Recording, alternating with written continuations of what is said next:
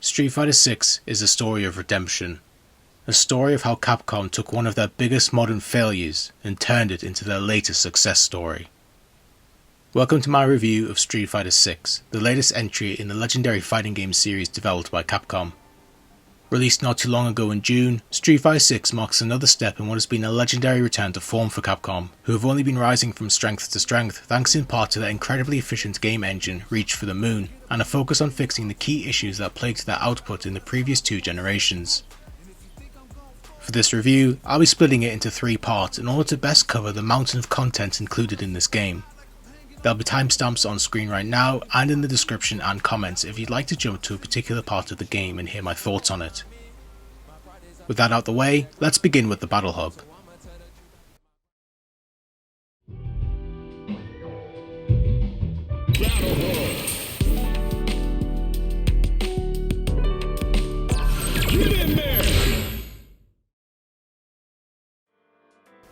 The Battle Hub is just one part of Street Fighter 6's overall package and offers players a social hub to explore, featuring fun side content, nostalgic throwbacks to Capcom's past, and a great way to meet and play against other keen fighters from all over the world. Upon entering the Battle Hub, players are greeted by Eternity, a host who gives them a brief rundown of the things they'll be able to do upon entering the hub proper. From there, players are free to do whatever they want. Spectate on matches, buy new clothes, play classic Capcom arcade games, and engage in both Avatar and Extreme battles. In terms of the social aspects of the Battle Hub, the act of meeting and interacting with other players is extremely reminiscent of PlayStation Home, Sony's former foray into the world of digital social spaces that was eventually closed in 2015. While the Battle Hub fails to deliver on the amount of activities one could do in PlayStation Home, it still allows players to interact with the bustling fighting game community around them, where they can pose with other players, meet up with friends, and engage each other in a variety of battles. The act of sitting down opposite an opponent on a futuristic looking arcade cabinet is an endearing callback to the arcade scene of old, and allows players to digitally relive the glory days of sitting down with a real life opponent and engaging in fun matches of winner stays on.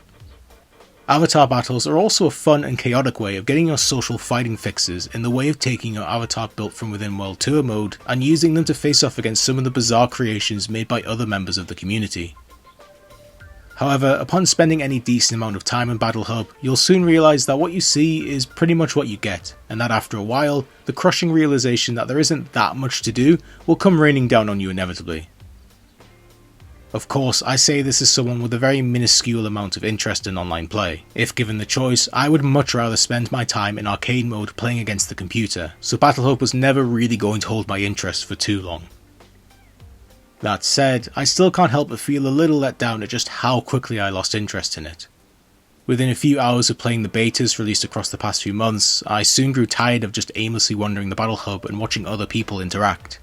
I became fatigued at the idea of having to run to an empty lobby in order to sit down and actually practice in training mode without being disturbed by another player wanting a match, without me getting any say if I actually wanted to fight them or not. And while the latter issue in the full game is thankfully fixed due to training mode being accessible through Fighting Ground, I was dismayed to realise that my disinterest in spending any real time in the Battle Hub still remained. Of course I understand that there's only so much Capcom can do with the avatars and the space around them, but I can't help but think that more game modes that didn't require me to just sit at a cabinet would have gone a long way in making Battle Hub somewhere that was worth returning to frequently. As it stands, however, I find almost no reason to return there even now. If I have any desire to go online, then the exact same options can be accessed from Fighting Ground, which also allows me to play other game modes like arcade while waiting for a match. To be blunt, I just don't personally see any need for me to go in Battle Hub, and while I respect the intent and execution of what Capcom have done with this third of the game, I really don't see my stance on that changing anytime soon.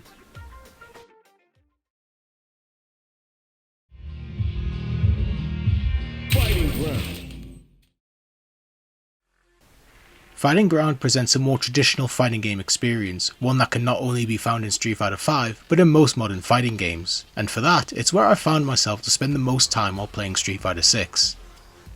Most of the modes here, as said just now, are ones that won't be unfamiliar to those who have spent any amount of time with Street Fighter V in its most recent years. Trials and character guides are about what you would expect, and while I personally have no interest in either, it's still good to see them back and better than ever. Extreme Battle, meanwhile, is a fun gimmick mode that harkens back to the chaotic days of Mortal Kombat 9 and X's Test Your Luck modes, which also offered quirky modifiers to keep battles fun and players on their toes. While I personally didn't play much of this mode, it's still an entertaining addition that adds a bit more meat to Fighting Ground's bone and can even provide some good laughs with friends as a pseudo party game mode. For me, however, arcade mode was the aspect of Fighting Ground that I was the most interested in, and for the most part it actually delivered. In comparison to Street Fighter V's arcade mode, which I feel can best be described as too much too late, Street Fighter 6's take on the popular mode feels like a satisfactory blend of your typical Street Fighter arcade route mixed with the presentation of Street Fighter V's character stories. Players are given the option of picking either 5 or 12 fights in their arcade ladder, and upon first time completion of a character's arcade mode, can customize it even further by getting rid of the truck minigame and even removing story cutscenes entirely. This level of customization allows players to create an arcade mode that best suits them, and it was a welcome addition to see that helped highlight even more why Street Fighter V's eventual arcade mode failed to make up for its late appearance. Upon starting a character's arcade route, players are greeted by a unique cutscene setting up the character and their motivations, with a large majority receiving their own artist to illustrate them. This is a great change from Street Fighter V only having longtime Capcom artist Bengus handle all the character story artwork on his own, with the quality of the art remaining a large mocking point even today. The artwork itself is outstanding, with some of it being downright striking in how it conveys the themes being portrayed in the cutscenes, such as JP's feeling extremely fairy tale-esque. In the case of Bengus himself, this is a great return to form for him after the before mentioned inconsistent quality that plagued him throughout Street Fighter V. Players are treated to even more artwork as they advance throughout the arcade ladder, with another cutscene played before and after a fight with a rival. While these were largely enjoyable and produced some great artwork, I do feel that something more akin to Street Fighter 4's rival battles would have been preferable, especially when Street Fighter 6's character models are more than up to the task of carrying themselves through in-game cutscenes. At the end of the arcade route, players are gifted with a closing cutscene that helps set up each character's upcoming role in World Tour, making it a wise choice to finish this mode before jumping into World Tour itself. Upon completion, players are awarded several pieces of artwork that range from new pieces made for the game and legacy artwork that is gained by performing specific challenges like performing 5 critical arts from within the mode itself. The artwork is a very nice treat, with some pieces in particular very much catching my eye more than others, but I will say that I found the rewarded legacy Street Fighter art very lacking, with some games like Street Fighter 3 only getting 3 pieces, whereas another series like Street Fighter Alpha ended up getting more than 15. This is very much a minor complaint in the grand scheme of things, but it's still sad to see that not every game can get treated equally, even if this is just unlockable artwork. With all that out of the way, however, I do feel it's time to address my biggest complaint with arcade mode as a whole: the story. I was very excited to see what Capcom were going to do with the story of Street Fighter 6 after months of teasers and build-ups that culminated with the Udon comic prequel series based around Ken's rivalry with newcomer JP. I'm very sad to say that those wanting a conclusion or any acknowledgement at all to the events set up by the comic are going to be sorely disappointed, as both the arcade mode and World Tour modes barely continue on from where the tie-in series left off. Ken, who was last seen in the comic on the run in Metro City with the world thinking him a terrorist, has already cleared his name but still remains away from his family for reasons that, while understandable, are fairly shallow in the grand scheme of things. I just find it confusing why Capcom felt the need to create a worse reason for Ken to be on the run away from his family when the comic series they wrote already gave them a justified reason for him to start the game in that exact same position. As for his feud with JP, the two barely interact in either arcade mode or World Tour, so those who wanted to see JP get his comeuppance at Ken's hands are going to have to wait even longer.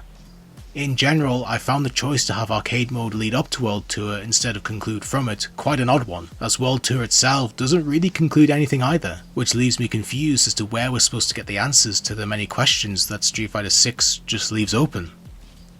In all fairness, however, these are problems that could very well be fixed in the future, but for now it leaves me with a satisfactory yet frustrating feeling, as the characterization of each playable character is extremely on point and serves as a great introduction to who they are and what they fight for. But with a roster that feels so dedicated to ignoring large parts of the series' past characters, it feels like there's also so much missed potential in this mode. I'm satisfied, yet unsatisfied at the same time.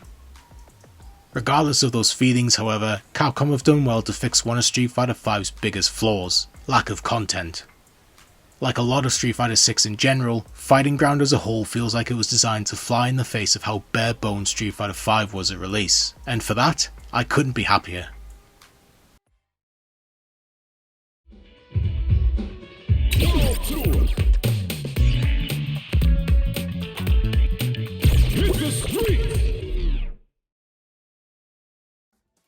Without any question, World Tour is the real meat and potatoes of Street Fighter 6.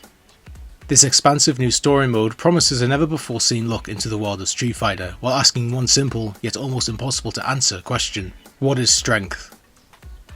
The journey to find whatever it is we call strength stars our own created character, who is thrust into the world after a brief tutorial featuring the star of Street Fighter 6 and the last character added to Street Fighter V, Luke. Prior to the tutorial, however, we're given the chance to create our character in any way we see fit. Now, while Capcom is no stranger to the world of character creation, this is their first use of it in a fighting game, and for all intents and purposes, it works incredibly well here. For what it is, the character creator introduced in Street Fighter 6 is a fantastic way of expressing oneself, with players being able to create anything from themselves, to their own take on a Street Fighter character, to absolute inhuman abominations. Upon finishing the opening chapter, players are pretty much given free rein to explore the bustling metropolis of Metro City, a fan favourite location of any seasoned Street Fighter or Capcom fan. Metro City is an incredibly dense location filled to the brim with secrets and nods that makes the location not only feel alive, but a true love letter to the past of both Street Fighter and Capcom as a whole. The second explorable area introduced fairly late into the game is Ne Shal, a new South Asian inspired addition to the world of Street Fighter that provides a good contrast against the modern American setting of Metro City. The main story of World Tour follows the player-created character and their rival Bosch, a fellow up-and-coming fighter that is seeking their own answer to what strength is. Bosch is an interesting and enjoyable character for the brief time that we spend with him, but for a character so central to the plot, I was disappointed in just how much of the game he either spends missing or just not even mentioned at all. Though I won't go too deep into the ending of the game, I did find it to be a sad conclusion for Bosch that made me question what lessons, if there were any, were learned by either Bosch, the player character, or any of the other major characters involved in the plot. As said in the Fighting Ground portion of this review, the story of Street Fighter 6 leaves a lot to be desired when it's all said and done, as everything from the playable cast to the events surrounding Bosch and JP are left with an extremely unsatisfying conclusion that, while no doubt being left open for possible expansions later down the line, at the moment leaves me feeling like we only got half the story that Street Fighter 6 was trying to tell. On top of the disappointing handling of both the Udon comic series and the overarching plot of Street Fighter 6 itself, it pained me to see how little the game's story embraced the overall world of Street Fighter in terms of the characters featured. For all intents and purposes, across World Tour and Fighting Ground, the Street Fighters we've come to know and love over the years basically might as well not exist outside of the 18 playable characters that we can find in World Tour, as well as a slew of minor cameos of characters long thought to be forgotten by Capcom. So what are the rest of the Street Fighter characters doing?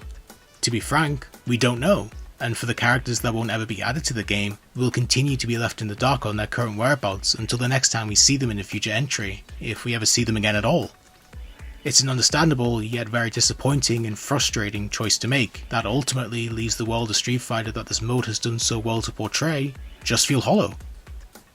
The only sort of nod we get about what the rest of the series cast is doing is through abrupt stories given by the 18 Masters.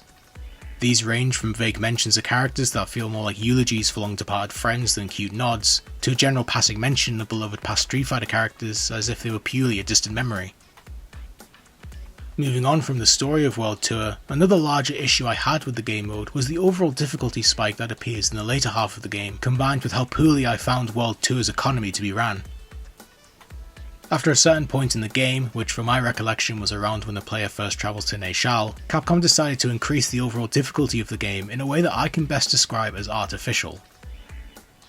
Instead of making the AI of the many random encounters in fixed fights use more advanced techniques as a means of helping players adapt, Capcom instead decided to simply just increase the damage given from enemy fighters, while also decreasing the amount the player dishes out. Take this gameplay clip I recorded for example, when I first attempted the final quest of the main story. Don't worry, there's no spoilers here. Here, my player is at level 51, and my opponent is at level 50. Look at how much damage he does against me, versus how much I do against him when I'm at a higher level.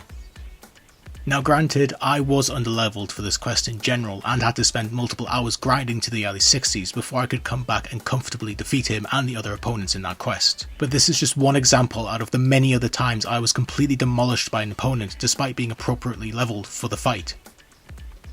This constant pattern of me taking more damage than I was giving out also led to another problem I soon found: the horrendous state of World Tour's economy.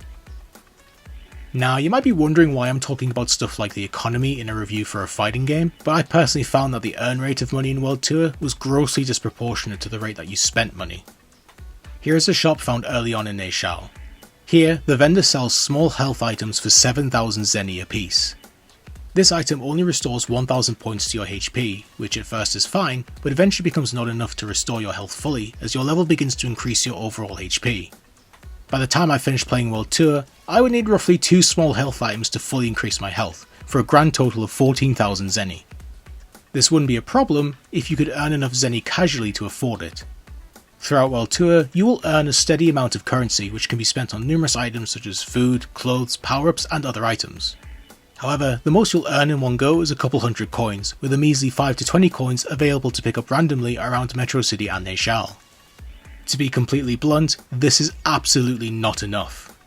Throughout my time in World Tour, I discovered that the simplest and easiest way to earn decent money was through Scrap Heap, a mini-game where you destroy a truck in classic Street Fighter fashion. At its easiest difficulty, you can roughly earn between 13,000 to 15,000 zenny depending on how good you are at destroying the truck.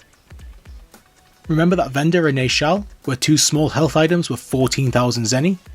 So one attempt at Scrap Heap is enough for 2 small health items. This is unsustainable for the amount of health items one might need throughout the game, especially when the harder fights start taking more and more health from you. Do keep in mind that harder difficulties of Scrap Heap do reward more zenny, but you can only unlock the hardest difficulty after you've completed the main story. Let's go back to the vendor in Neishal. Below the health items is an instant curry item that can be given to Dhalsim in order to increase his bonding as part of his mastery level. This item, that you will need about 20 to 30 of to completely max out Dhalsim's bond, costs 4,410 zenny. Do you see what I mean now? The earning and spending of zenny in World Tour is completely broken and requires mass amounts of grinding in order to even have remotely enough to safely stock up on items for the harder fights in the game. But when most fights in the later half of World Tour end in you receiving double the damage you would normally take, it results in a horrendously dull and frustrating loop of grinding out various fights and minigames in order to scrape enough zenny together so you can not only support your health, but also support your master's bonds. With the constant loop of being dominated by enemies, then grinding Scrap Heap so that I could buy extortionately priced health items, I soon found myself growing increasingly tired of playing the game mode and began just wanting it to end so that I could move on to other things. I found this to be a terrible shame, as I was actually enjoying the first half of World Tour considerably, but as the game went on and the grind and the difficulty rose and the costs of items began to climb with it, I saw the full potential of World Tour slip further and further away. Despite all that, however, World Tour is an incredible first attempt at a new potential formula for Capcom to follow. In other words, Capcom can only improve upon what they have here, and seeing as a lot of World Tour is an incredibly fun and nostalgic mode that will only be expanded upon as the game is supported for the next many years, it's clear that Capcom have finally found their long sought after single player mode. And I for one, am happy for them.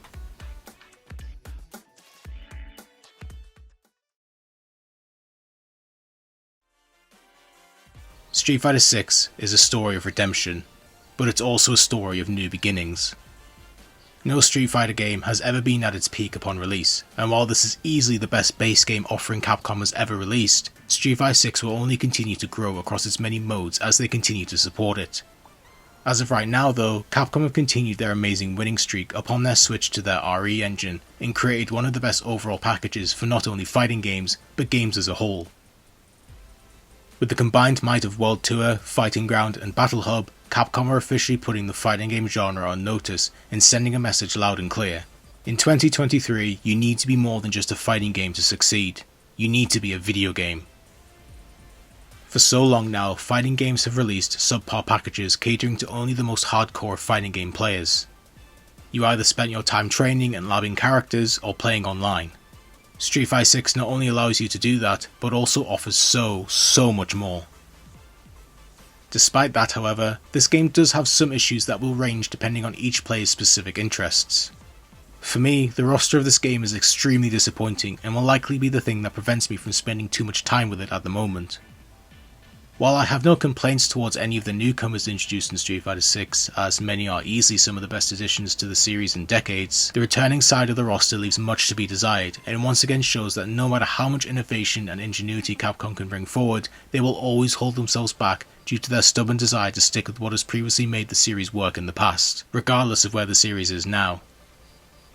The lack of any playable Street Fighter Alpha or Street Fighter 3 characters is a colossal shame that ultimately drags Street Fighter 6 down for me, regardless of how much content Capcom has actually added to the game itself.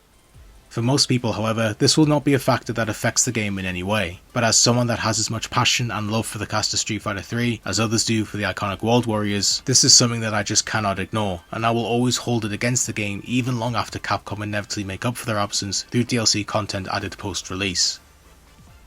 For now, however, Capcom deserve to stand tall and proud for the product they've released. After Street Fighter V plunged the series into some of its darkest days, it's good to see that Street Fighter 6 has climbed its way back up to restore another phoenix-like rising for this beloved fighting franchise. And for that, I'll always be grateful to Street Fighter 6 for what it is. Not just a great fighting game, but also a great video game.